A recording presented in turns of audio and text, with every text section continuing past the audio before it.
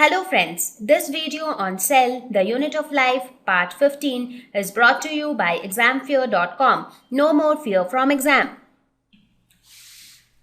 So now we are going to talk about the third most important part of a cell, that is cytoplasm. So let us see what is cytoplasm. The name itself defines it. Cyto means cell and plasm means plasma, a fluid-like substance. So the fluid inside the cell enclosed by plasma membrane is known as cytoplasm. So this fluid fills the entire space which is there inside the cell. It is little viscous. However, it has almost 80% of water. Viscous is the stickiness comes due to viscosity. For example, when you think of honey, honey has very high viscosity. That is why it is very thick and it is very sticky. So cytoplasm is also viscous, but it is not that viscous. 80% is water and remaining 20% accounts for its viscosity.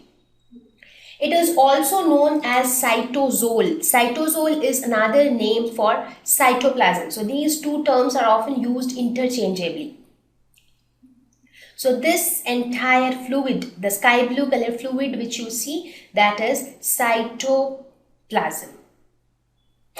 Now, when we say cytosol, we basically talk about this fluid. But when I say cytoplasm, I am talking about everything that is inside the cell. That is the fluid-like substance containing the organelles. But when we talk about the cytoplasm minus the organelles, we are talking about the cytosol. So cytosol is basically the fluid-like material. And cytoplasm is fluid-like material plus the organelles embedded in it. Many cell organelles are embedded in the cytoplasm, as you can clearly see from the picture. When you talk about the composition of cytoplasm, it is made up of a fluid plus a lot of biomolecules are present in it. For example, amino acids, proteins, carbohydrates, enzymes, vitamins, nucleic acids, all of them are there in this cytoplasm. So that is its composition. Talking about the significance, how is cytoplasm significant? It contains many dissolved nutrients which is necessary for the cell. Dissolves waste products. For example, all these organelles perform their specific function. Now, when each of them perform their function, some of the waste materials are produced. Now, where should they throw the waste material? So, they throw the waste material outside in the cytoplasm. And the cytoplasm dissolves the waste products.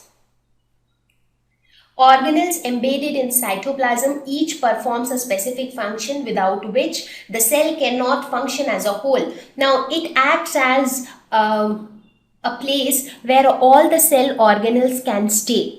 It is something like this, that let us suppose there is a company which has 10 employees. Now, those 10 employees need a common workplace where they can come and work together. And what is that common workplace? That is the office. So here also cytoplasm acts as the office where all the cell organelles are present. Each of them perform their function, and if any of them doesn't perform their function, if mitochondria stops functioning, the cell will not be able to function correctly. Controls the shape of the cell because it forms the basic material, the base of the cell, so it also controls the shape. Helps in cellular respiration with the help of cytoplasmic inclusions. What are inclusions? They are non-soluble molecules floating in cytoplasm. For example, the fat bodies. So with their help, it also helps in cellular respiration. That is the process by which glucose is utilized to produce carbon dioxide, water, and energy in the form of ATP molecules. So these are some of the important functions of cytoplasm because of which they are of high significance. Now, when we talk about cytoplasm, it makes sense to discuss about cytoplasmic streaming. What is cytoplasmic streaming? Now, this cytoplasm again is not static. There is some movement involved with the cytoplasm. So, movement of cytoplasm within a cell. So it is not that the cytoplasm moves, so the cell will also move. Cell will not move. Cell will remain at the same place, but the cytoplasm inside will keep moving like a fluid. So this movement is called cytoplasmic streaming. It is also known as cyclosis. So cyclosis is another term for cytoplasmic streaming. So you can think of this example. Have you ever made a paper boat and put it in water? What happens? The boat starts moving. But do you think that the boat itself is moving? No, it is the water which is moving, and since the water is moving, the boat is carried away with it.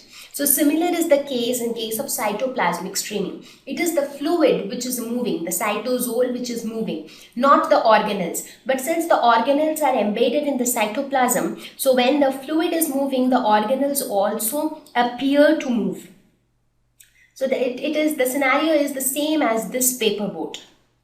So functions of cytoplasmic streaming, it helps in transport of nutrients and metabolites. So when the fluid moves, it can transport materials, exchange of materials between cell organelles. Now when the fluid moves, it helps different cell organelles to interact with each other. For example, instead of one paper boat, if you have 3-4 paper boats, all of them are on water. Now since the water is moving, one boat might come near to another one, again the third boat might come near to the second one, so they can interact amongst themselves. So similarly here also, one or the other cell organelle might interact with each other due to the motion of the cytoplasm.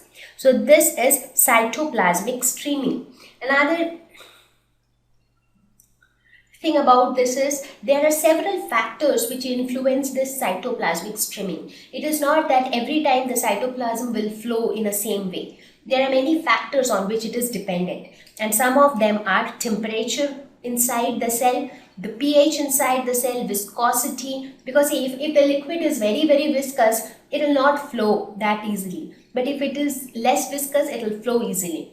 It also depends on the hormones present and the presence of light, of course. So these are some of the factors which together influence cyclosis. Another example of cytoplasmic streaming is the formation of pseudopodia or false feet in amoeba. So we have observed, right, how amoeba engulfs foreign particles. That is because of the movement of their plasma membrane. I told you that, I explained that in one of the previous slides. So that is also due to the movement of the cytoplasm. Let us suppose if this is the amoeba and this is the food particle. What happens? Since the cytoplasm is fluid, so it can change its shape such that the food particle comes here. This is the food particle. Here this is the food particle. And finally, it engulfs the food particle. It takes in the food particle. So this is possible because the cytoplasm is capable of movement because of cytoplasmic streaming. So this was all about cytoplasm. Now we will talk about the different cell organelles. Now so far we have discussed about the three most important components of the cell. That is cell wall and cell membrane, nucleus and cytoplasm. Now we are going to talk about all other cell organelles which are embedded in the cytoplasm. So what are the cell organelles which we are going to study now? So as I already defined, what is a cell organelle? It is each compartment inside the cell which performs a specific function. So now our target is to talk about each organelle separately and look at their structure, look at their function. So several cell organelles are suspended in the cytoplasm, and each organelle is surrounded by its individual membrane, and that is the speciality of eukaryotic cell, that each organelle will be surrounded by its own membrane. So here in this picture you can see that very clearly. This is one organelle, this is another organelle, this is another organelle, this is another organelle, and each of them has their own membrane. And the same is true for plant cell as well. This is one organelle, again this is one organelle, and this is one organelle. So let us look at the cell organelles which we are going to talk about. Endoplasmic reticulum, Golgi apparatus, lysosomes, vacuoles, mitochondria, plastids. So these are some of the important cell organelles which we are going to talk about in the next few slides. Now out of these, endoplasmic reticulum, Golgi apparatus, lysosomes and vacuoles, these four organelles together form the endomembrane system. Now, what is this endomembrane system? It has been observed that the function of these four cell organelles are closely related to each other. I mean, the function which endoplasmic reticulum performs depends on Golgi apparatus, which is again in turn related to lysosomes and vacuoles. So these four, their functions are coordinated. That is why these four together form the endomembrane system. So first we will talk about these four cell organelles. Once we talk about their structure and function, you will yourself get to know how they are coordinated with each other's function. Thank you. Please visit www.examfear.com to watch more videos, attempt free online test, get free study material, find tutors and mentors. Thank you once again.